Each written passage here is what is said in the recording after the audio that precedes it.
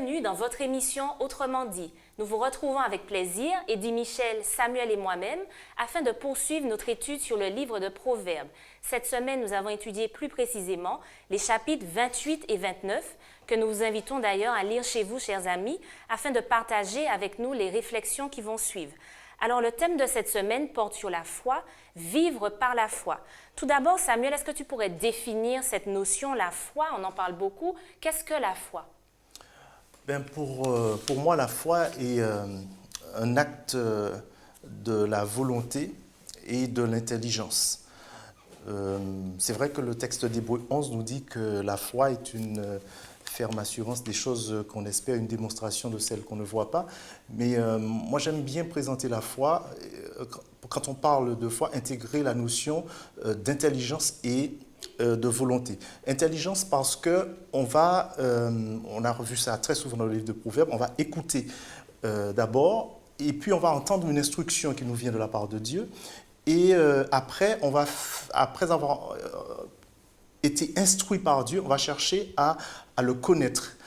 Et on va vouloir, à ce moment-là, marcher avec lui. Mais notre intelligence, que l'on peut considérer comme étant folle du point de vue de Dieu, l'intelligence humaine, dès lors que nous écoutons, nous entrons dans la dimension, un peu dans la dimension divine, et à partir du moment où on décide de marcher avec lui, de mettre en pratique ce qu'il nous dit, on est pleinement dans cette dimension divine-là. Donc pour moi, la foi, c'est la confiance en Dieu, et je mets en avant la volonté et notre intelligence. Alors, on a bien compris. Merci Samuel. Eddie Michel, est-ce que pour toi, la foi, ça se voit? Est-ce qu'on a un mode de vie différent quand on a la foi? La foi en quoi? La foi en Dieu. Samuel, on l'a bien compris, parle de foi en Dieu. Est-ce que ça a des conséquences sur notre mode de vie même? Bien évidemment, si la foi, c'est la confiance en Dieu, il y aura un résultat, quelque chose qui va se vérifier dans notre vie, dans notre comportement. Par exemple, faire confiance à quelqu'un, c'est aussi ne pas s'inquiéter. Et je crois que Jésus aussi, dans l'Évangile selon Matthieu au chapitre 6, va nous inviter également à lui faire confiance. Tout d'abord à nous décharger sur lui de tous nos soucis, mais aussi concernant les différents besoins qui peuvent être les nôtres. Par exemple, la nourriture, le vêtement. Dans tous les domaines de la vie. Oui, Jésus va nous dire, mais ne vous inquiétez pas, faites-moi confiance. Et il est intéressant dans le texte que Jésus nous invite à observer les oiseaux, par exemple, du ciel, qui ne sèment, qui ne moissonnent, mais Dieu continue à prendre soin d'eux. Et je crois que Jésus va utiliser ces exemples pour nous montrer pour nous dire que nous valons beaucoup plus que les oiseaux du ciel. Et Dieu est prêt aussi à prendre soin de nous. Il voudrait simplement que nous lui fassions confiance. Mais faire confiance à Dieu, dépendre de Dieu, ne signifie pas, de l'autre côté, que l'on ne cherche pas un travail, que l'on ne cherche pas à se développer dans la vie et à développer les capacités que Dieu nous a confiées. Les deux. On a évoqué aussi lors d'une étude précédente le paresseux justement qui ne sort pas, qui ne travaille pas. Donc on ne parle pas de ça. Donc il y a un équilibre. Maintenant, à trop compter aussi sur soi-même, c'est là où Jésus nous interpelle. Il nous dit non, Dieu est là et il voudrait que nous fonctionnons avec lui comme un père, ses enfants avec un père avec ses enfants. D'accord. Alors, dans Proverbe 29, verset 25, il est écrit « Trembler devant les humains tend un piège. Celui qui met sa confiance dans le Seigneur est hors d'atteinte. » Est-ce que Samuel, le chrétien, est vraiment hors d'atteinte? Quand on regarde l'histoire, à travers l'histoire, on n'a pas l'impression justement que le chrétien est hors d'atteinte, bien au contraire. Oui, on est hors d'atteinte parce que la perspective que nous considérons n'est pas la bonne. À partir du moment où notre horizon se limite à notre vie sur Terre et à ce que nous vivons au quotidien, nous pouvons dire effectivement que tout est fini. Par contre, nous pouvons considérer que nous sommes hors d'atteinte si nous nous inscrivons dans une autre perspective. nous pouvons nous arrêter effectivement, par exemple, aux avis d'obsèques, à la rubrique nécrologique quotidienne et se dire que voilà, je vais mourir ou telle personne est morte. Mais il faut regarder plus loin. La personne qui a des problèmes aujourd'hui à cause d'une personne insensée, d'une personne méchante qui a une difficulté par rapport à cette personne-là, Dieu lui dit, écoute, ce n'est pas à toi de régler cette question-là. Tu seras peut-être maltraité sur terre, mais c'est moi qui vais rétribuer. Au bout du bout, c'est moi qui vais donner à chacun selon ce qu'il aura fait. Il y a le titre d'une étude qu'on a eue il y a quelques semaines qui disait que ce que vous voyez n'est pas ce que vous croyez. Et cela, c'est valable aussi bien pour le bon que pour le méchant, pour le sage que pour l'insensé. Ne pas s'arrêter simplement à ce qu'on voit aujourd'hui, c'est-à-dire par exemple si on est persécuté, voir au-delà et garder surtout l'espérance. Donc on parle bien de foi, donc l'espérance du salut, c'est ce que tu veux dire? Oui, tout à fait. Notre situation d'aujourd'hui peut nous pousser à penser que nos problèmes, par exemple, sont insolubles. Un chrétien peut être confronté quotidiennement à des épreuves et il ne s'en sort pas. Mais en réalité, cette personne-là, elle aura une récompense, si elle demeure fidèle, extraordinaire. Elle sera, la Bible nous dit, glorifiée. Par contre, nous pouvons aussi voir sur terre des personnes qui prospèrent, qui fleurissent, comme dit le psalmiste, mais dont la prospérité, justement, ne va pas prospérer au-delà de leur propre mort, si je puis me permettre. Je pense que quelqu'un qui vit par la foi, c'est-à-dire qui dépend de Dieu, n'est pas marginalisé, parce que vivre dans sa relation avec Dieu, c'est aussi être proche des autres. Donc, personnellement, je ne le perçois pas de cette manière. Je ne pense pas que... Oui, bien évidemment, il y a des choses que l'on sera amené à faire, d'autres qu'on ne sera pas amené à faire, et les autres vont l'observer. Les autres, très certainement, peuvent nous poser un certain nombre de questions par rapport à notre vécu. Ils peuvent nous demander, tiens, pourquoi on fait et pourquoi on ne fait pas. On peut leur expliquer, mais leur expliquer, ce n'est pas leur imposer notre point de vue. Non, vivre par la foi, c'est respecter le point de vue des autres, c'est respecter le choix que font les autres, mais c'est aussi, je l'espère, que les autres puissent respecter les nôtres. Tout à fait. Donc, et bien souvent, des fois, on se met en marge aussi du groupe parce qu'un groupe d'amis qui fonctionne, je ne sais pas, qui vont en boîte de nuit, enfin, qui vont dans des lieux que nous, on ne fréquente pas forcément, ça crée des fois... Oui, de fait. Mais ce n'est pas chercher à se marginaliser, c'est avoir des convictions. Et tous ceux qui sont autour de nous, dans la société dans laquelle on est, il y a des gens, chacun a des positionnements, a des convictions, et tout le monde ne fait pas exactement la même chose. Maintenant, oui, je crois que lorsqu'on est croyant, lorsqu'on vit une relation de foi, de confiance avec Dieu, de fait, on ne fera pas tout ce que font les autres. Et ça va peut-être nous marginaliser. Mais est-ce que lorsqu'on est marginalisé, comment on se sent par rapport à cela? Est-ce que je me sens exclu? Ou est-ce que j'ai envie finalement d'être avec les autres? C'est peut-être... on a envie d'être avec les autres, mais ne pas se sentir exclu. Et forcément, on se met dans une posture d'exclusion, forcément. Mais de fait, on sera exclu. Parce qu'à partir du moment où on a des convictions, à partir du moment où on veut calquer sa vie par rapport à l'enseignement de Dieu, à la volonté de Dieu, de fait, nous serons marginalisés. On ne pourra pas le faire autrement. D'ailleurs, Jésus lui-même, lorsqu'il a vécu sur la terre, lorsqu'il est venu vivre parmi le peuple juif dans lequel il a grandi, avec lequel il a grandi, eh bien, il a été marginalisé parce qu'il ne se comportait pas comme les autres.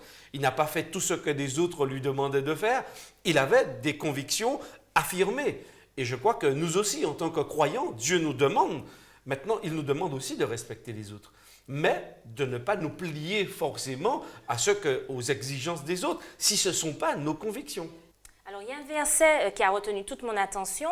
Il se situe dans Proverbe 28, verset 9, que je vais lire. « Si quelqu'un détourne l'oreille pour ne pas écouter la loi, sa prière même est une abomination. Alors Samuel, est-ce que ça veut dire que ce qui prime, c'est l'observation de la loi, et si on n'observe pas la loi, tant qu'à faire, vaut mieux ne pas prier? Bien, là, il y a un présupposé. Le présupposé, c'est que on observe la loi, non pas comme un légaliste, mais on observe la loi parce qu'on marche, parce qu'on chemine avec Dieu. Et donc, le texte dit bien que si quelqu'un détourne l'oreille dans ce contexte-là, dans ce cadre-là, pour ne pas écouter la loi, eh bien, sa prière même est une abomination. Donc, il ne veut pas avoir de relation avec Dieu. Il peut rencontrer Dieu et avoir marché selon les préceptes que Dieu a inscrits dans sa loi. Eh bien, quand il va se mettre à genoux pour prier, eh bien, Dieu va considérer que sa prière est une abomination, elle est sans valeur. Je mets en rapport, en regard, ce texte-là et celui qu'il y a au chapitre 7, qui dit que celui qui observe la loi, par contre, est un fils intelligent. Mais celui qui fréquente des débauchés fait honte à son père. Mais la première partie du verset nous dit que celui qui observe la loi est un fils intelligent. Et on voit bien la différence avec le verset 9 que tu as donné. Si quelqu'un détourne l'oreille pour ne pas écouter la loi, sa prière est une abomination. Tout est dit là dans ces deux versets. Donc ça nécessite d'être authentique, d'être sincère encore une fois. Tout à fait. Alors justement, il dit, Michel, est-ce que pour toi, suivre la loi, c'est déjà le commencement de la foi?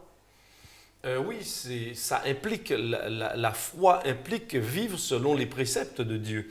Et justement, dans ce texte qui a été présenté par Samuel, il y a quand même un élément qui m'interpelle. Parce que je me dis, tiens, parfois, dans ma relation avec Dieu, je n'aurais souhaité que les aspects positifs. Et c'est ce que je lis en tous les cas dans l'aspect prière. C'est-à-dire quand on prie, c'est qu'on est en quelque part dans une certaine demande à Dieu. Donc on voudrait avoir que l'aspect positif. Mais l'aspect contraignant, entre guillemets, qui pourrait être la loi de Dieu, eh bien on n'en veut pas du tout. Et je crois que de mon point de vue, Dieu nous demande d'être cohérents. Cohérents avec nous-mêmes, d'être vrais et de comprendre qu'en fait, vivre par la foi, c'est aussi pleinement chercher par sa grâce à demeurer et à appliquer la loi de Dieu. Alors, pour moi, c'est une cohérence. Pourquoi on a du mal justement à observer la loi? Qu'est-ce qui pose problème et qu'est-ce que la loi finalement pourrait nous donner comme intérêt? Est-ce que la loi nous rend plus heureux, plus libres? Oui, parce que la loi, en quelque part, elle est contraignante. Il y a une certaine contrainte dans la loi et on a le sentiment d'être privé d'une certaine liberté. Et personne, en quelque part, n'aime être privé de sa liberté. Et d'ailleurs, même dans le processus d'éducation, avec nos enfants, quand nous vivons avec eux, et même nous, en tant qu'adultes, dès que quelqu'un nous interdit quelque chose, on a envie, au plus profond de nous-mêmes, d'enfreindre cette restriction et de passer outre. Donc oui, par rapport à Dieu, nous sommes un petit peu dans le même contexte et n'aimant pas la contrainte, et il y a des gens qui n'aiment particulièrement pas la contrainte, eh bien, ils se sentent prisonniers dans cette relation avec Dieu, parce que pour eux, je n'ai qu'à faire confiance à Dieu, ok, et puis Dieu prend soin du reste, et puis je continue à vivre ma vie. De mon point de vue, non, ce n'est pas le cadre dans lequel peut s'exercer une foi pleine et vivante. D'accord. Si je peux ajouter Oui? quelque chose par rapport à ce que vient de dire Eddy Michel, je dirais que la loi de Dieu n'est pas contraignante. Ça dépend en fait à quel endroit on se situe, de quel point de vue on se situe. Pour celui qui ne veut pas entendre, ne veut pas écouter, ne veut pas marcher avec Dieu, et qui considère la loi et qui va faire valoir son libre arbitre, etc., effectivement, cette loi-là va paraître contraignante. Mais il est centré sur lui-même et le livre des Proverbes va parler de fou ou d'insensé concernant cette personne. Par contre, celui qui va se soumettre à la volonté de Dieu, il ne va jamais considérer que cette loi-là, c'est une loi contraignante. Il va plutôt considérer que c'est une loi de liberté. C'est une loi qui va lui permettre d'avoir le discernement. C'est totalement différent et les points de vue à ce moment-là sont différents et on voit bien qu'il va marcher de manière épanouie, lui, cet homme-là. Par contre, effectivement, le méchant, l'insensé, comme on nous le dit dans le livre du Proverbe, il va considérer que c'est quelque chose de très contraignant pour lui. Parce que justement, si on comprend simplement que la loi, pourquoi Dieu nous a donné une loi après tout? C'est peut-être ça la vraie question. Pourquoi Dieu nous a donné une loi? Pourquoi il nous a donné une loi? Il nous a donné une loi justement pour nous permettre... l'apôtre Paul nous dit que la loi a été comme un pédagogue ou un précepteur. C'est-à-dire que le précepteur, son rôle, c'était de prendre le petit enfant. Le précepteur, c'était un esclave. Il s'occupait de petits enfants et jusqu'à un certain âge. Eh bien, la loi, nous dit l'apôtre Paul, était comme un précepteur pour nous conduire à Christ et pour nous montrer nos péchés. Et à partir du moment où la loi nous montre quels sont nos péchés et qu'il nous amène à Christ, il nous amène à Christ et on voit Christ sur la croix pour nous montrer l'horreur du péché et ce que Jésus va faire pour justement éradiquer ce péché-là, nous permettre de surmonter ce péché-là qui nous maintenait dans l'esclavage. D'accord, donc la loi simplement révèle le péché. C'est vrai qu'on l'a déjà évoqué. Oui, la loi ne sauve pas et ne saurait changer en aucune manière. Elle ne saurait sauver en aucune manière. Elle est là pour nous montrer, comme nous le dit Paul, comme dans un miroir, voici les fautes que tu as commises. Maintenant que tu as vu les fautes que tu as commises, eh bien tu vas vers celui qui peut effacer l'ardoise. Et c'est Jésus. D'accord. Alors, dans Proverbe 28, verset 4, on lit aussi « Ceux qui abandonnent la loi louent le méchant, et ceux qui observent la loi s'irritent contre lui. » Comment faire pour parler ou pour aborder quelqu'un qui s'obstine à ne pas observer cette loi? Déjà, il faut dire que pour pouvoir observer la loi de Dieu, comme il l'entend, il faut vraiment comprendre le projet de Dieu. Et c'est pourquoi celui qui marche avec Dieu va chercher bien évidemment à demeurer dans la loi. Parce que la loi, elle nous montre non seulement l'horreur du péché, mais elle nous donne aussi une direction. C'est-à-dire qu'elle jalonne notre vie, le chemin que l'on a emprunté avec Dieu. Parce que dans ce chemin, on va savoir dans quel cadre on va évoluer. Et d'ailleurs, tout ce qui nous entoure, en fait, c'est fait de lois. Il y a des lois, la loi de la nature, la loi de la physique. Il y a des lois qui nous gèrent en tant qu'individus et qui gèrent aussi l'univers. Et je crois que le mode de vie, dans nos relations les uns avec les autres, nous avons aussi besoin d'une loi. Donc, bien évidemment, lorsque nous sommes dans cette relation avec Dieu, ça va aussi aiguiser notre sens de la justice, notre sens du beau, notre sens du noble. Et donc, par rapport à cela, bien évidemment, on aura beaucoup de peine en quelque part, mais on pourra aussi s'irriter par rapport à l'attitude du méchant qui, de façon volontaire, s'obstine à ne pas écouter la voix de Dieu. C'est un peu parfois comme un parent qui veut le bien pour son enfant. Mais il voit que son enfant, quelque part, s'obstine à faire, il lui explique, etc. Mais cet enfant s'obstine à faire ce qui est mal. En quelque part, par amour, mais ça va l'irriter d'une certaine manière. Il ne peut pas approuver cette attitude, ce comportement, parce que pour lui, ce comportement conduit son enfant directement à la mort. Eh bien, je crois que celui qui vit aussi dans cette relation avec Dieu a un peu ce sens aiguisé de ce que Dieu veut. Et quand il voit de l'autre côté le méchant s'obstiner et se moquer, ça l'irrite. Oui, ça l'irrite et il ne le supporte pas. Non pas parce qu'il a envie de le détruire, mais par rapport justement au fait qu'il soit dans cette relation avec Dieu. Mais nous sommes appelés à aller vers eux et à les aimer. Il y a même des personnes qui disent que la loi est abolie, la loi est démodée et elle a été, je dirais, clouée à la croix avec Jésus-Christ. Donc, est-ce que la loi est toujours au goût du jour? Est-ce qu'il faut adapter cette loi au siècle présent? Qu'est-ce que tu en penses? Jésus lui-même a dit très clairement que il n'y aura pas un seul trait de lettre ni un iota qui sortira de la loi. il a dit également qu'il est venu non pas abolir la loi et les prophètes, mais qu'il est venu accomplir.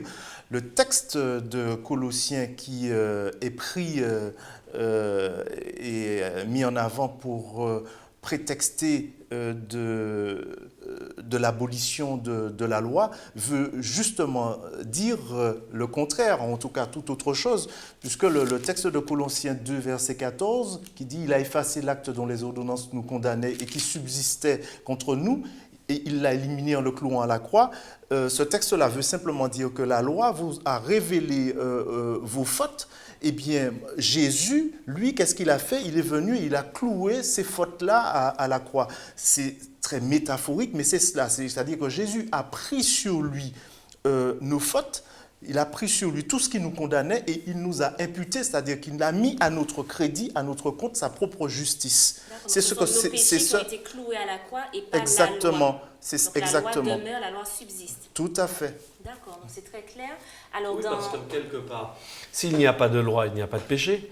Parce que la loi, si elle révèle aussi le chemin, si elle révèle nos erreurs, s'il n'y a pas de loi, comment puis-je savoir que je suis dans l'erreur? Je vis, Dieu ne peut pas non plus me demander des comptes. Il me demande des comptes pourquoi? Pour une loi qui n'existe pas. Donc, en quelque part, je ne sais pas comment pourrait être la relation avec Dieu, parce que si la loi a été clouée et elle a été abolie, en fait, je ne suis plus un pécheur. Donc, sur quelle base Dieu nous jugerait? C'est ce que tu veux dire? Il ne peut pas nous juger, mais quelle serait la différence entre celui qui suit Dieu et qui ne le suit pas? Quelle serait la ligne de démarcation? Comment on ferait la différence? De mon point de vue, la loi pose aussi la différence. Alors, on a parlé de la foi, de la loi. Il y a également une notion que j'aimerais aborder, c'est la notion d'éducation de l'enfant. Alors, on lit dans Proverbe 29, verset 15, « La verge et la correction donnent la sagesse, mais l'enfant livré à lui-même fait honte à sa mère. » Alors, il y a un débat en ce moment, je pense que vous regardez l'actualité comme moi-même, sur la fameuse fessée dont on parle tant.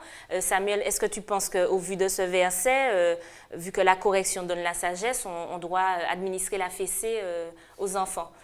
Pour ma part, je préfère l'autre texte qu'on avait vu il y a quelques semaines qui disait que « Instruis l'enfant selon la voie qu'il doit suivre et quand il sera vieux, il ne s'en détournera pas. » Parce que utiliser ce texte-là et inciter à utiliser la verge pour corriger, par les temps qui courent, on peut se retrouver devant le juge pour des questions de maltraitance. Ceci dit, sur le fond, ce que Salomon veut dire, c'est qu'il faut corriger un enfant. Il y a plusieurs manières de corriger un enfant. Il ne s'agit pas systématiquement de prendre son gros bâton pour pouvoir taper sur un enfant parce qu'il aurait fait quelque chose de mal.